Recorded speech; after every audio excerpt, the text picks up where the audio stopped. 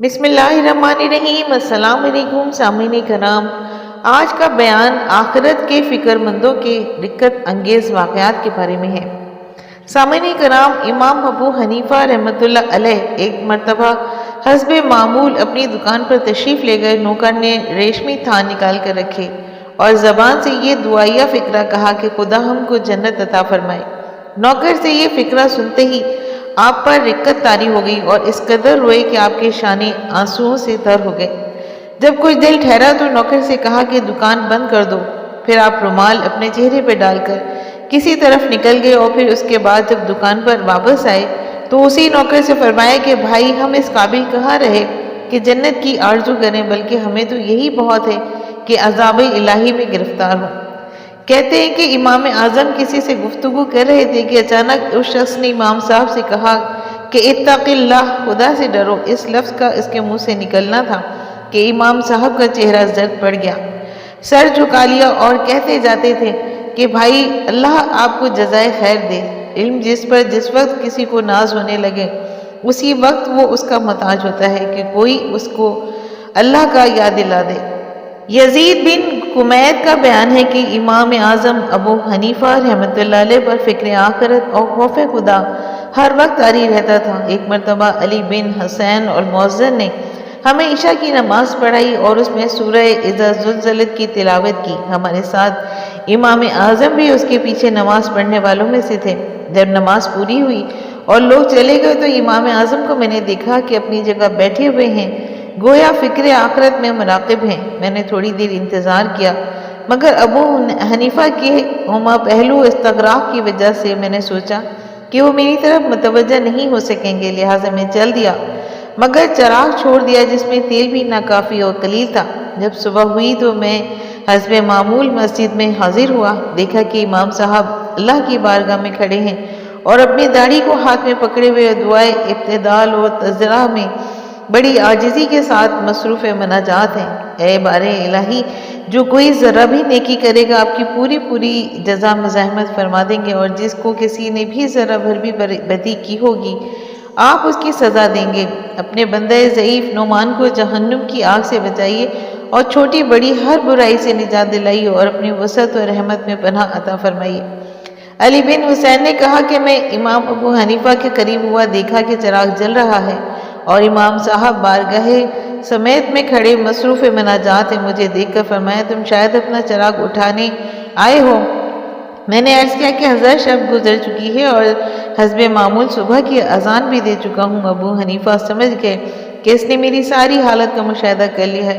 بے اختیار منت اور بڑی الحاح سے فرمانے لگے کہ خدا جو کیفیت تم نے دیکھی ہے اسے پردے میں ہی رکھنا۔ اس کے بعد ابو حنیفہ سنبھل گئے، 2 رکعت نماز پڑھ کر مسجد میں بیٹھے، حتیٰ کہ نماز کھڑی ہوئی تو انہوں نے بھی ہمارے ساتھ نماز باجماعت ادا کی، اور میرا یقین ہے کہ ابو حنیفہ نے یہ نماز فجر اول لیل عشاء کے وضو کے ساتھ ہی ادا فرمائی۔ اسی طرح حضرت سفیان ثوری رحمۃ اللہ علیہ کے بارے میں آتا ہے کہ اتنی کثرت سے روتے تھے کہ اکثر آنکھوں سے بجائے آنسوؤں کے خون ٹپکتا تھا۔ جب بیمار ہوئے ہر چند علاج کیا، مفید نہیں ہوا، بلکہ کوئی حکیم ان کے مرض سے آگاہ نہ ہوا۔ مرکل ہے کہ ایک طبیب نصرانی نے ان کا وقار دیکھ کر متعیر ہو کر کہا کہ اللہ اکبر، میں نہیں جانتا کہ مسلمان بھی ایسے کامل ہوتے ہیں کہ ان کا جگر خوف الہی سے ٹکڑے ٹکڑے ہو کر صبح ہو گیا ہو۔ چنانچہ آیت کریمہ سورہ حدید آیت نمبر 27 میں ارشاد ہے کہ نہیں آیا کہ وقت کے ڈر جائیں دل اللہ والوں کے اللہ کی یاد سے۔ امام ابن مہدی کہتے ہیں کہ حضرت سفیان ثوری شروع رات کے علاوہ نہیں سوتے تھے مگر گھبرا کر اٹھ بیٹھتے اور مروب ہو کر منادی کرتے، النار النار، مجھے جہنم کے ذکر نے نیند اور خواہشات سے روک رکھا ہے۔ اس کے بعد وضو کرتے اور پھر دعا کرتے کہ اے اللہ، آپ میری ضرورت کو خوب جانتے ہیں، آپ کو جتلانے کی ضرورت نہیں، میں جہنم سے اپنی آزادی کے سوا کچھ طلب نہیں کرتا۔ حضرت ابو حفص حضرہ بازار سے گزر رہے تھے کہ اچانک گرے اور بے ہوش ہو گئے۔ لوگ جمع ہو گئے۔ جب ہوش آیا تو سوال کیا کہ حضرت بے ہوشی کی وجہ کیا تھی؟ فرمایا کہ میں نے یہودی کو اپنے سامنے گزرتے ہوئے دیکھا، مجھے خوف ہوا کہ کہیں اس کا لباس مجھے اور میرا لباس اس کو نہ دے دیا جائے۔ اس خوف نے مجھے بے ہوش کر دیا۔ ہمارے اسلاف ہمیشہ موت کو یاد رکھتے قبر کا تصور کر کے روتے رہتے، جیسا کہ حضرت سیدنا یزید رقاشی رحمۃ اللہ علیہ فرماتے ہیں کہ ہم عامر بن سعید اللہ رحمۃ اللہ کے پاس حاضر ہوئے اور روتے روتے ان کی ہنسیاں بندھی ہوئی تھیں۔ ہم نے رونے کی وجہ دریافت کی تو کہنے لگے کہ مجھے اس رات کا خوف رلا رہا ہے جس کی صبح یوم قیامت ہے، یعنی قبر کی پہلی رات کے تصور نے تڑپا رکھا ہے۔ سامعین کرام، حضرت یحییٰ معاذ رحمۃ اللہ علیہ فرماتے ہیں جس نے اللہ تعالیٰ کی پہچان لیا اسے آگ سے عذاب نہیں دیا جائے گا، اور جس نے اللہ تعالیٰ کو نہیں پہچانا اس کو آگ سے عذاب دیا جائے گا۔ حضرت یحییٰ معاذ فرماتے ہیں کہ میں اس سے کیوں کر غافل ہو جاؤں جو مجھ سے ایک لمحہ بھی غافل نہیں ہوتا۔ مجھے معلوم ہے کہ جس نے اللہ تعالیٰ کو پہچان لیا پس وہ آگ کے لیے عذاب ہے، اور جس نے اسے نہیں پہچانا آگ اس کے لیے عذاب ہے۔ ایک روز حضرت داؤد طائی رحمۃ اللہ علیہ کا ایک جگہ سے گزر ہوا، وہاں بے ہوش ہو کر وہ گر پڑے، پھر اٹھا کر لوگ ان کو گھر لے آئے۔ جب ہوش آیا تو اس کا سبب پوچھا گیا۔ انہوں نے کہا کہ میں نے اس مقام پر ایک شخص کی غیبت کی تھی، مجھے وہ واقعہ اور نیز خدا کے سامنے اس کی پرستش کا خیال آ گیا تھا۔ سامعین کرام، ربیع بن قاسم کو جنت اور جہنم کی آیات کا اتنا استفسار تھا، یعنی ہر وقت ان کے ذہن میں تھی کہ ان کے ساتھی کہتے ہیں کہ ایک مرتبہ ہم سفر پہ جا رہے تھے، حضرت عبداللہ بن مسعود رضی اللہ تعالیٰ عنہ بھی ساتھ تھے اور حضرت ربیع بن قاسم رحمۃ اللہ علیہ بھی ساتھ تھے۔ جب ہم دریائے فرات کے کنارے پہ پہنچے، وہاں ایک جلتی ہوئی لوہے کی بھٹی کو دیکھا جس میں سے آگ کے شرارے اوپر اٹھ رہے تھے اور آگ کی تیز آواز اس میں سے آ رہی تھی۔ جب حضرت ربیع رحمۃ اللہ علیہ نے یہ منظر دیکھا تو وہیں ٹھہر گئے، جسم پر لرزہ طاری ہو گیا اور اس طرح کپکپائے کہ گھبرا گئے، اور اس آیت کی تلاوت کرنے لگے کہ جب وہ دیکھے کہ ان کو دور کی جگہ سے سنیں گے اس کو جھنجھلانا اور چلانا، وہ دوزخ ان کو دور سے دیکھے گی تو وہ دیکھتے ہی غضبناک ہو کر اس قدر جوش مارے گی کہ وہ لوگ دور ہی سے اس کا جوش و خروش سنیں گے۔ یہ آیت تلاوت فرماتے ہوئے گر پڑے اور بے ہوش ہو گئے۔ ہوش آنے تک ہم وہیں بیٹھے رہے، پھر ہم نے انہیں گھر پہنچایا۔ احنف بن قیس تابعین میں سے ہیں جو حضرت عمر رضی اللہ تعالیٰ عنہ کی خدمت میں حاضر ہوئے، تو آپ نے پوچھا کہ احنف یہ بتاؤ کہ جاہل کون ہوتا ہے؟ انہوں نے کہا کہ حضرت جاہل وہ ہوتا ہے جو اپنی دنیا کی خاطر اپنی عاقبت تباہ کر لے۔ تو حضرت عمر رضی اللہ تعالیٰ عنہ نے فرمایا کہ میں تجھے اس سے بھی بڑا جاہل بتاؤں؟ انہوں نے کہا کہ حضرت آپ بتا دیجئے۔ فرمایا کہ جو دوسرے کی دنیا کی خاطر اپنی آخرت تباہ کر لے وہ اس سے بھی بڑا جاہل ہوتا ہے۔ اسی طرح حضرت سیدنا ربیع بن قاسم رحمۃ اللہ علیہ نے اپنے گھر میں ایک قبر کھود رکھی تھی۔ جب کبھی اپنے دل میں کچھ سختی پاتے تو اس کے اندر لیٹ جاتے اور جتنی دیر اللہ چاہتا اس میں ٹھہرے رہتے۔ پھر سورۃ المومنون کی آیت نمبر 99 اور 100 کا یہ حصار بار بار تلاوت کرتے کہ اے میرے رب عز و جل مجھے واپس پھیر دے، شاید اب میں بھلائی کماؤں اور اس میں سے جو چھوڑ آؤں۔ پھر اپنے نفس کی طرف متوجہ ہو کر فرماتے کہ اے ربی اب تجھے واپس لوٹا دیا گیا ہے۔ حضرت سیدنا ابو داؤد رضی اللہ تعالیٰ عنہ قبروں کے پاس بیٹھتے تھے۔ اس سلسلے میں ان سے پوچھا گیا تو فرمایا کہ میں ایسے لوگوں کے پاس بیٹھا ہوں جو آخرت کی یاد دلاتے ہیں، اور جب اٹھتا ہوں تو میری غیبت نہیں کرتے۔ اس کا ذکر احیاء العلوم میں ہے۔ قبرستان میں بھی عبادت کرتے تھے۔ حضرت سیدنا جعفر بن محمد رحمۃ اللہ علیہ رات قبرستان تشریف لے جاتے اور فرماتے کہ اے اہل القبور، کیا بات ہے کہ میں پکارتا ہوں لیکن تم جواب نہیں دیتے؟ پھر فرماتے کہ اللہ کی قسم ان کو جواب دینے میں کوئی رکاوٹ ہے، گویا میں بھی انہی میں سے ہوں۔